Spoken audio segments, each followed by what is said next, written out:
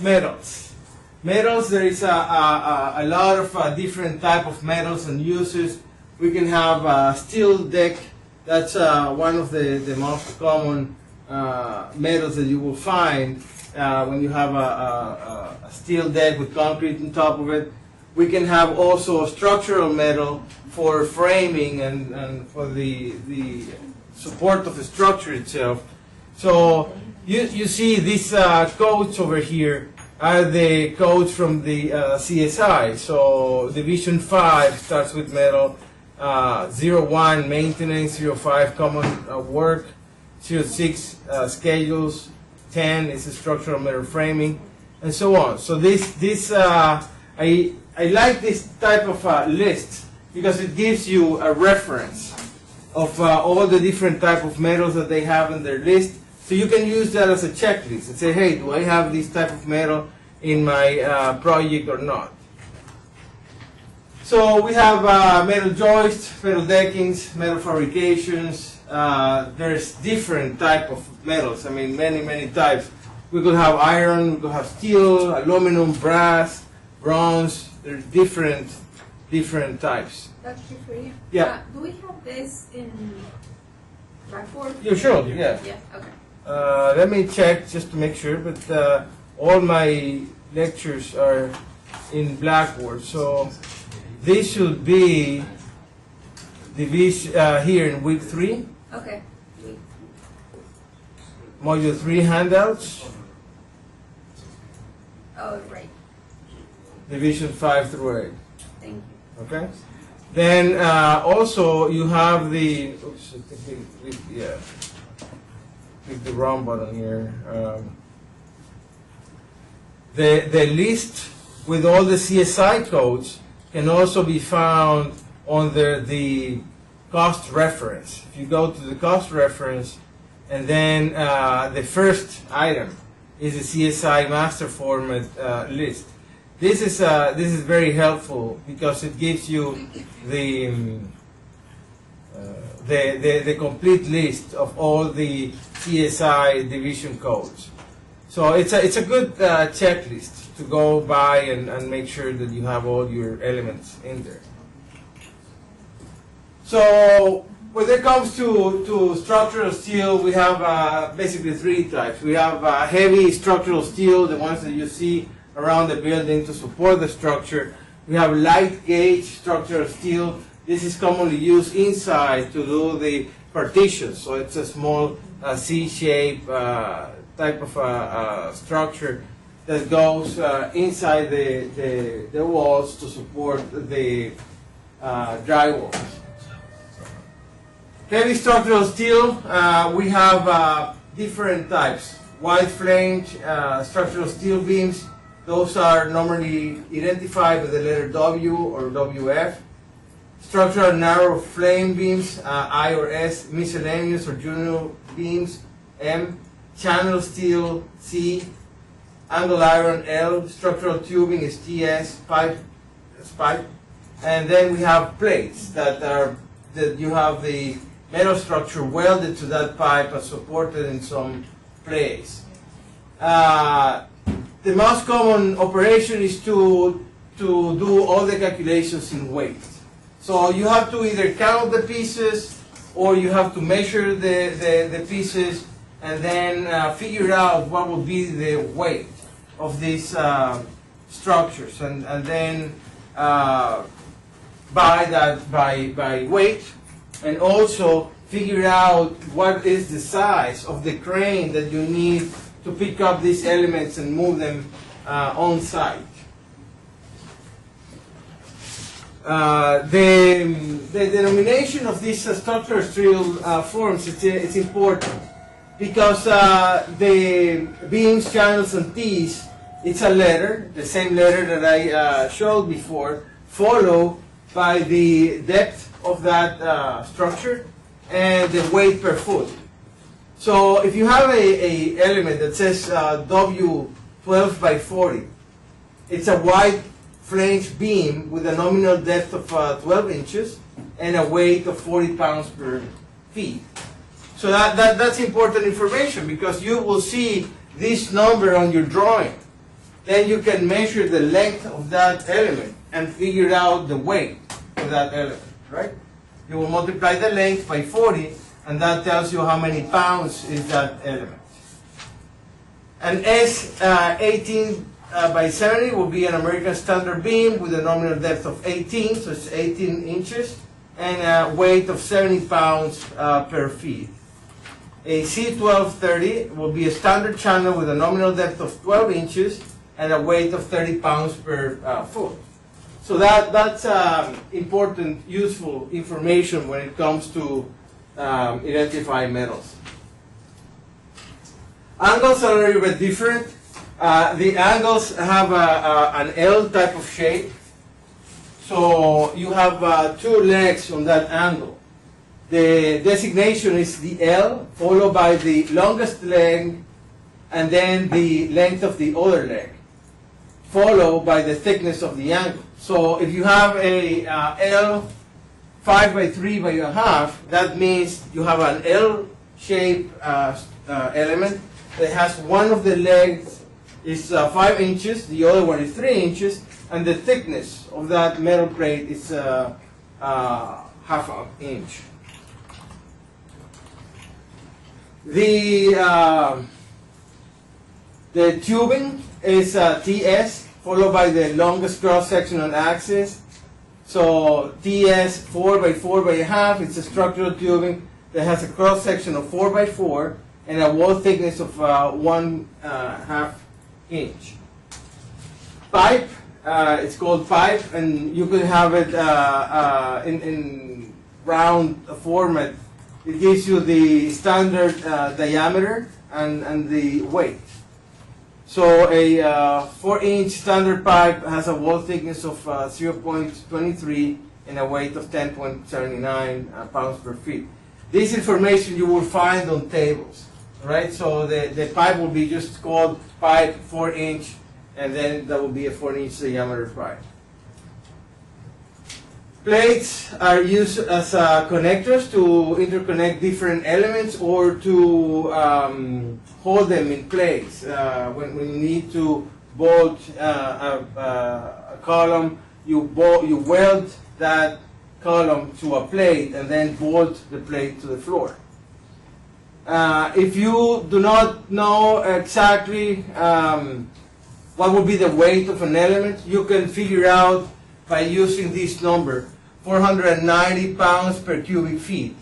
So if you're somehow able to find out the weight, the volume of the metal, multiply by 490, and then you get the weight of that element. Let me see if I can show that here. We have an L-shaped channel, an L, and you know this is 3 by 5. Oh, this is not working very well. And then this has a 1/4 inch or a 1/2 inch thickness. You can figure out the area of this element will be 1/2 of an inch multiplied by 3 plus 5, right? That will be your cross area. If you multiply that by the length of your structure, then you know what would be the volume in cubic inches. So you translate that to cubic feet, multiply by 490, and you can get the weight of that structure, at least an approximation. Joists are designated by the depth, followed by a letter K, and then the section number. This is kind of a standard format, and then you have to go to tables to figure out the weight of these elements. So for example, we have a 24K3 will be a 24-inch depth K-series joist with a cross-section 3. So then you'll go to tables and figure out the weight. Girders are designated by the depth, followed by the series. 24 G5 and 8K will be a 24-inch deep joist girder with 5 bases, and each one of these panels is able to support 8,000 pounds.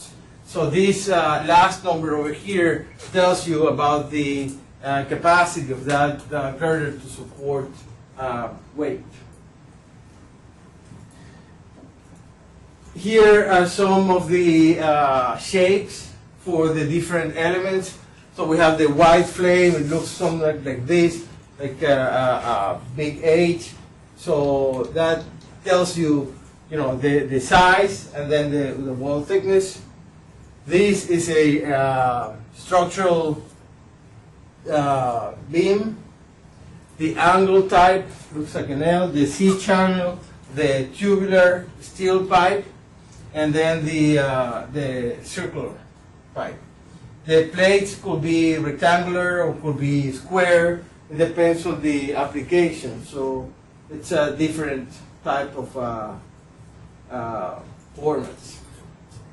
That's the structural steel. Then it comes the light gauge structural steel that is used to support walls in commercial applications. These have different thickness from 12 gauge to 18 gauge. The smaller the gauge, the thicker the steel. They normally have punch holes to get electrical cablings going through, and then the finishes are supported by these structures. Here's a picture of an open web joist. You'll see some of here's some interesting information about joist and metal structures. This is good. When we have these elements, we need the structural steel, the cost for that, the fabrication of that element has a cost associated. Then you have to bring it to the site. That's freight cost, the cost of the shop drawings, assemblies, putting it together on site. You sometimes will need to paint it, so you need to include the cost of that paint and the cost of the labor and equipment to put together this puzzle of structural elements. So you need the labor and crane costs. Here are some of the shapes for those structural elements, and then the weights. We talked a little bit about these already. To connect two elements or more than two elements, you have different techniques. You have plates that can be bolted into both elements to secure that beam to beam, column splice. You have one column on the bottom, one on the top, beam splice. These are bolted, but they can also be welded. So it depends on what the specification calls for. Here's some cost that tells you, an iron worker assembling these structures can put together about 150 to 200 bolts per 8-hour day. You will need a compressor, the operator, and it costs about $3.70 per bolt. So that gives you a number that you can use to estimate cost of assemblies if you need to.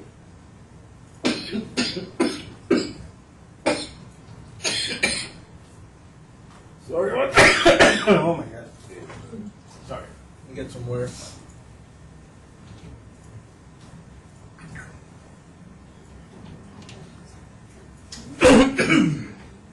Some of this information can be found also in the cost books, where they tell you what would be the capacity of a crew, what equipment they have, and how many elements they can install in a given day. All right. Here's some pictures of steel joists. Then we have the metal deck. You saw that in the video. So we have the metal structure to support the metal deck. Then you have a steel deck, and on top of that you have concrete. Most times you will have some sort of reinforcement in that concrete as well. Now it's important to know that from the point of view of assigning the codes and keeping track of the costs, the metal deck and the metal structure goes under Division 5 metals. The concrete and the reinforcement of that concrete goes into Division 3 concrete. Okay? The reinforcement of the concrete does not go into metals. that's considered to be part of concrete. So like the rebar and stuff like that. Exactly. Correct. Very good. Here is a picture of a metal deck. You know, it has a specific form. Then we have the handrails. Those are also metal elements that you can find on a project. Here is a picture of a roof frame plan. So you will see these numbers on the side. You know, W, can't quite read that, but it looks like W14 something. So these numbers are the same indicators that we saw on the video that explains you what type of element that is. So then you can go to the tables and find out what will be the cost for the structure itself and the installation. Different type of steel joists, the different type of anchors that they can have. Any questions about metals? Then we have Division 6, wood, plastics, and composites. Again, we have a long list of items that can be made out of wood.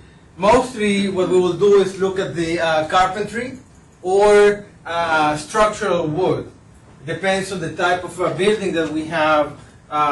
We may have steel or we may have wood. In the case of our course project, the roof is not made out of steel, it's made out of wood. So you still have trusses and you still have the structural elements, but they are made out of wood rather than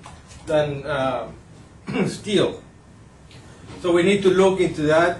And then we'll have the carpentry. You know, you may have cabinets and that sort of things that may go into wood. However, if you have wood doors, they will not go into wood. They will go into doors. Okay, so you have to be careful in where you place your costs. You may have plastic fabrications, you know, simulated stone. You can have railings, panelings. Those kind of things can be included into plastics. So, well, wood, pretty much everybody knows wood is it's one of the most known and well-used materials for construction. And we can have tons of elements made out of wood. Then we have plastic, which is a synthetic polymer made out of chemicals. So they have different strength, different physical characteristics, colors, and so on that can be used also in construction. And composites are materials that have a combination of other materials to create a element that it's used in construction. In wood, we have wood frames. As I said before, for the roof in our project, we'll have a wood frame roof. So we need to identify all the different elements that support that roof structure. If you go up north, the actual walls of the building are normally made out of wood also, with plywood and sheeting to prevent water intrusion. So here in Florida, we normally have masonry walls, and then we may have the wood structure and the roof. So it depends on where you go, you will find different uses. Professor, why is that? Just the cost of materials? I think it has to do a lot with the weather conditions. You know, up north when I was living in Maryland, all the houses were done in wood. Here you have a more solid structure because we have a lot of hurricanes that come in, and that structure needs to be designed to support the wind pressure. And these kind of structures, it's very cheap, easy to install, but they don't support very well, you know, high winds. And in winter also, they require more insulation. You know, the use of insulation over there, it's kind of heavy.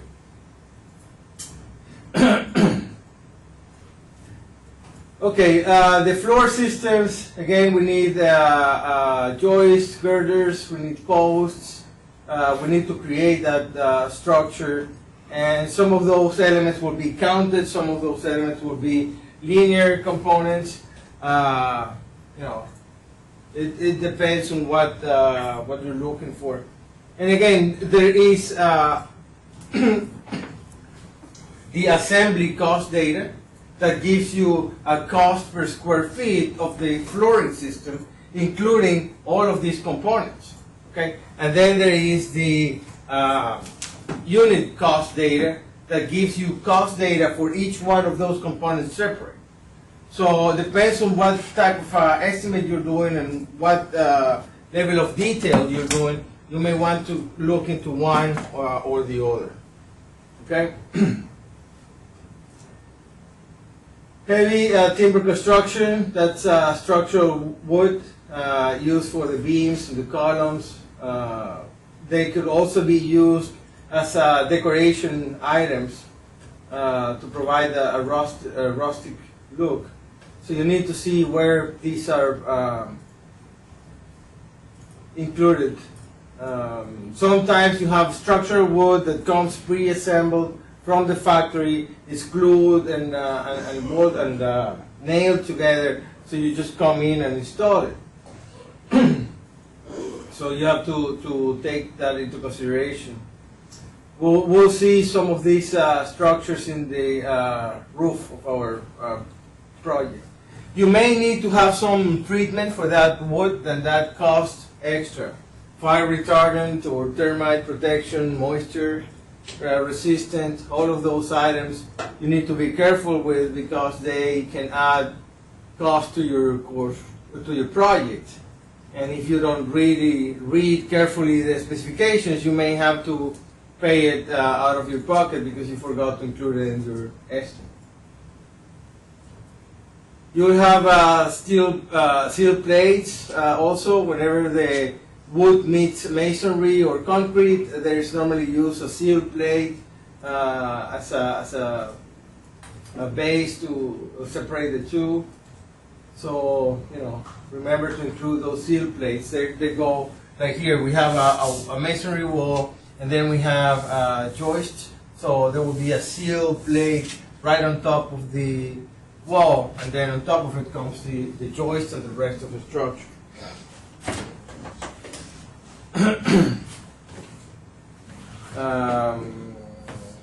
Girders to support the structure. Here's a picture of them. Also, you may have to have openings in the wood structure. So if you have studs that are supporting the top and the bottom structure, and you need to make an opening, those studs get cut to the size. So you still need to count them because you need the whole material, even though it looks just a piece of it is required. And also you need to consider that at the edges of this opening, they're normally double support. So you need to have two studs on the end of the openings rather than the regular one stud. So those things you need to take into consideration. Sorry? Somebody outside. Here's another measurement of wood. Is the 1,000 feet board measure, MFBM. So you take the thickness of the lumber, multiplied by the width, divided by 12, because this will be in inches, and that gives you feet. Multiplied by the number of pieces times the length will give you a volume. So that's in 1,000 feet board measure. It's a number that may appear somewhere, as you work with wood. One board foot is equal to the volume of a piece of wood that is 1 inch thick. Okay, so the thickness will be 1 inch. And it has 1 square feet of area. So that's one footboard.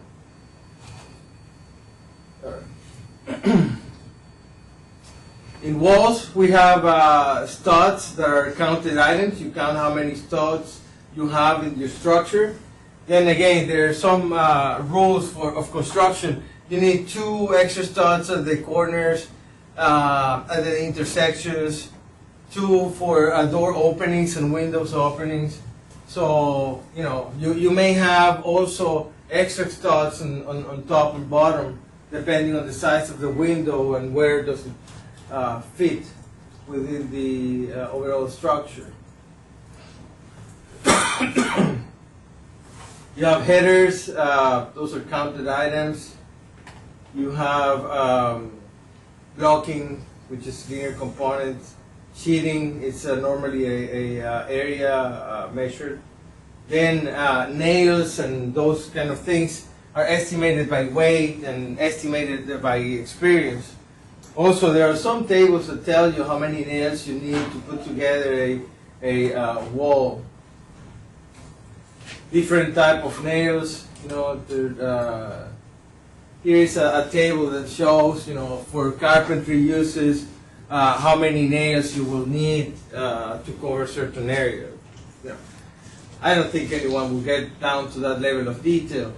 That is when you're doing that type of trade in construction, you do want to have all your costs estimated to that level of detail. Normally, if you're just getting a budgetary number or you want to have an idea of how much it will cost, you don't get down to that level of detail. You use a value per square feet and you move on. Otherwise, you'll spend, you know, a considerable amount of time doing the estimate if you need to go down to the level of how much glue you're using and how many nails. Here's some examples of the different wall openings. So depending on where the opening is, you will need more or less reinforcement on the sides. And this is what I was talking about. You need to count these studs completely, even though you only have a portion of it, because you know, you need to cut the stud to get the actual size. Here's a typical wall section. You have some sheeting, you have siding, you have the insulation, and then you have the interior board, the gypsum board. On top of that, then goes paint or whatever. The floor structure, you have the joist, and you have some support, and then you have the final floor with the carpet or whatever it's going to be. So, you know, you need to identify those items, count for them, and estimate their cost. Here, very similar to the metal structures, we have wood structures that have pretty much the same type of shape and uses. So it's just a matter of getting the cost of those items. Soffit is a sheet good. The soffit is the one that goes over here to cover the exterior of those sections that go beyond the wall. Then you may have trim, that would be counted items. Shelvings are counted items. Panelings, cabinets are counted items. And you know, oftentimes you won't have a good source of cost for the exact type of panels or shelves that you need. So you have to go into Home Depot, Lowe's, those kind of websites, and figure out, you know, what type of shelving you're using, what type of cabinets you need, and then use the information on the cost books to figure out the installation cost. Then we have thermal and moisture protection. This prevents water and heat to go inside the structure. So again, there is a large number of items that can be included in this area. We will have thermal protection and insulation on the walls, on the roof. We'll have thermal protection along the water protection for the foundations. You will have a small plastic that protects the foundations against water penetration, and also the slab on grade. These elements basically seal the building to prevent water and heat inside the building. So they're normally they're measured by area.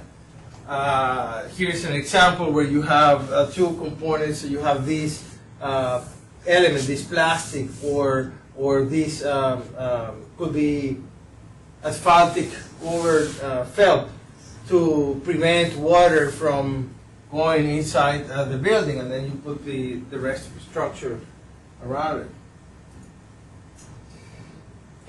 Normally, these are separated by the materials and also the capacity for insulation.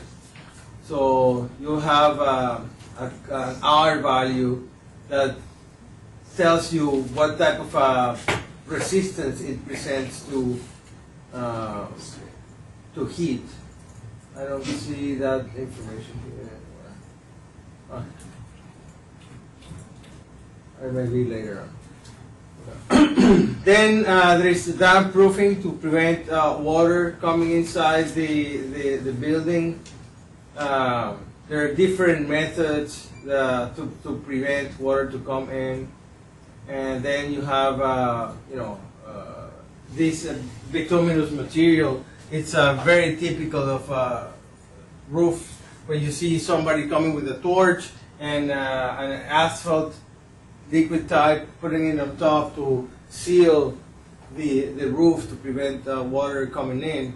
And residentials, we normally see the shingles, or we see the tiles that gives you some protection from the roof. Here we go. The insulation is typically per square feet. It's an area item. You specify the R value, which is the protection it gives you against heat coming in. The higher the R value, the higher protection you will have, and also the higher cost. So you want to identify what type of different insulation types you have. Normally they come in in rolls, or it could come in bags, depending on the type of insulation they're requesting.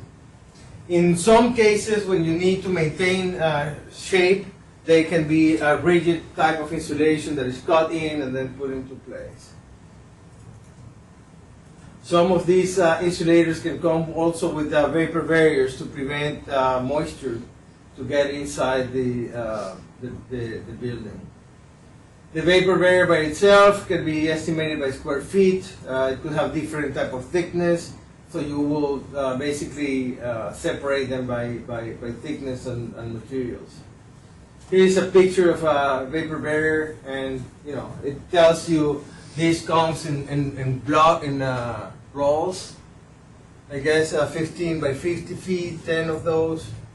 No, I'm sorry, it's vapor block 10, which means it's a 10 millimeter thickness vapor barrier, and then the size will be 15 by 50.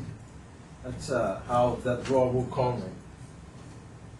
When you install vapor barriers, you need to consider an overlap.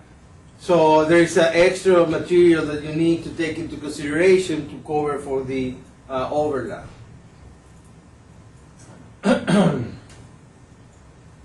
Roofing, again, insulation, you have the built-up or the different type of roofing that you must have.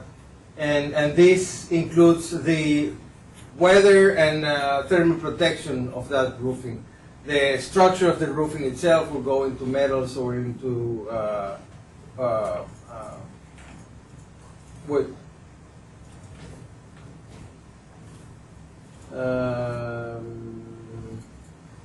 Thermal and moisture protection examples: look at the footings, look at slab on grade, look at the wall finishes, roof structures, the stairs. All of those elements will have some note that will reference thermal and moisture requirements for your project.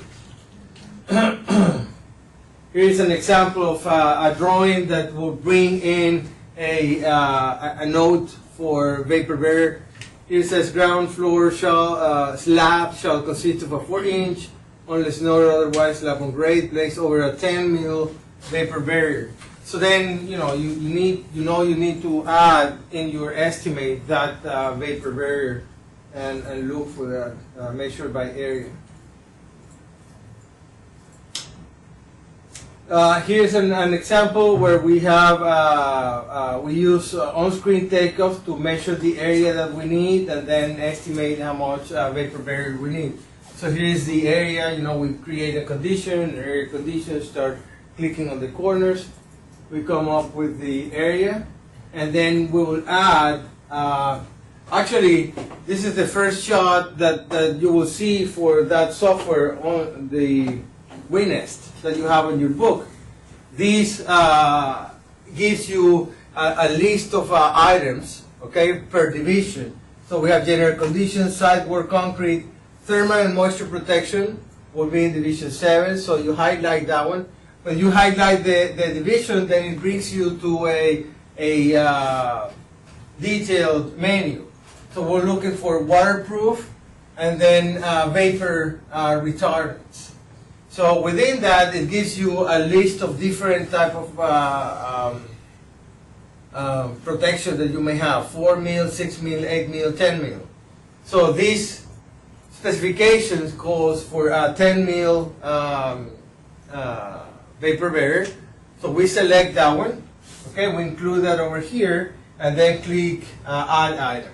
This one has a cost of $12 per square feet. So basically what you will do is then multiply the 1,680 square feet that you estimated with WinNest times 0.12 cents, and that gives you your cost for vapor protection. So again, it's very, very simple. The WinNest will give you a lot of information, and we'll talk about that when we start working with the software. It has a lot of columns in there. Basically, it has a unit cost, and it has a labor cost, it has a material cost, cost for equipment, and so on. But at the end, what you really want to do is multiply the unit cost times the area that you have, and that will give you the total cost. In this case, the software already includes a 5% waste factor. So when you enter that you need 1,680 square feet, it includes a waste factor, so it goes up to 1,764. So you can see that it's already included in the WinNest a factor for waste. Otherwise, you will have to include that yourself. Okay, so that's the example in terms of the area. Now, if you want to estimate also, how many rolls are you using from this to cover this area, then you need to start doing a more detailed calculation where you consider the overlapping of the rolls. So then you will take the area that you need to cover and divide that by the effective area of the roll that you're using. Okay? The effective area of the roll that you're using is the area of the roll minus the area that you're using for the overlap. Okay? So that will give you the effective area of that roll. So you divide the whole area that you need to cover by that effective area, and that tells you how many rolls you would need to complete the installation. So here in this example, the area of the roll, I believe, is 50 by 15, right? As we saw in the sheet. So it has a 1/2 inch on the side and 1/2 inch at the end, 1/2 of a feet, 6 inches on the side and 6 inches on the end. So from that area of the roll, you take out the 2 sections for the overlapping, and now the effective area is 14.5 by 49.5. That's 717.75 square feet. So if you divide the area that you need to cover, 16,800, by this effective area for each roll, it gives you how many rolls you need to cover that area. So 23.4 is approximately 24. You can't go and buy 23.4 rolls.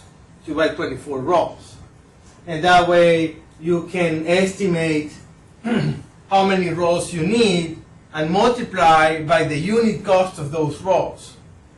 So then you get the price or the cost that you're spending in insulation. Okay? So the two numbers are similar, but the way to find them is different. You follow what I'm saying?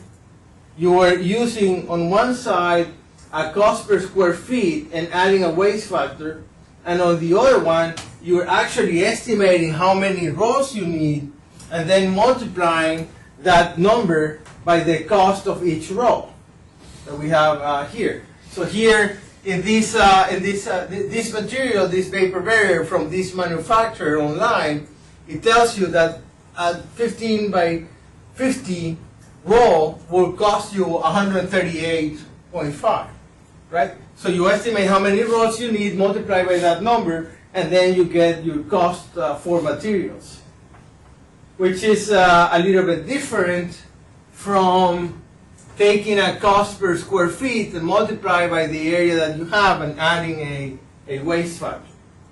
But both numbers should be quite close. Okay? Is that clear? Okay, very good.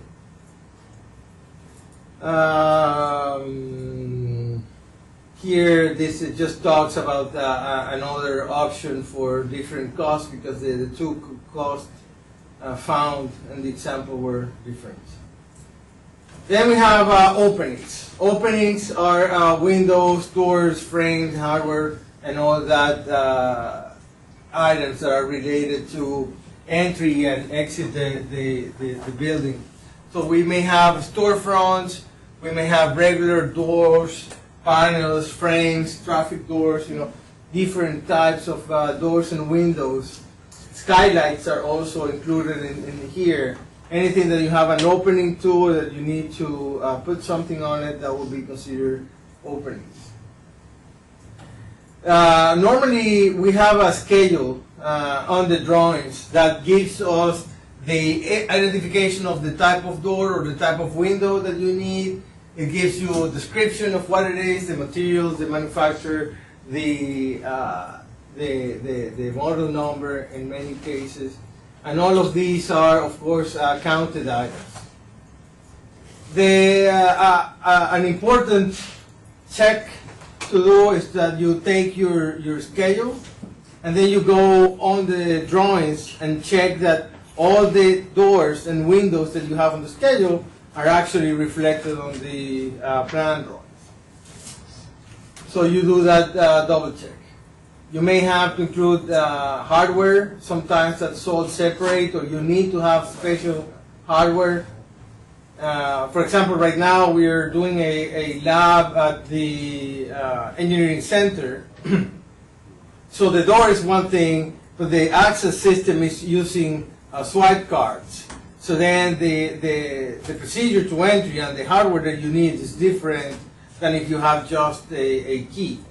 So that has to be taken into consideration when you're doing your estimate. Here you can see different types of windows that are available, and of course each one of those will have different materials, different costs, different installation costs. So you need to take into consideration all of those elements.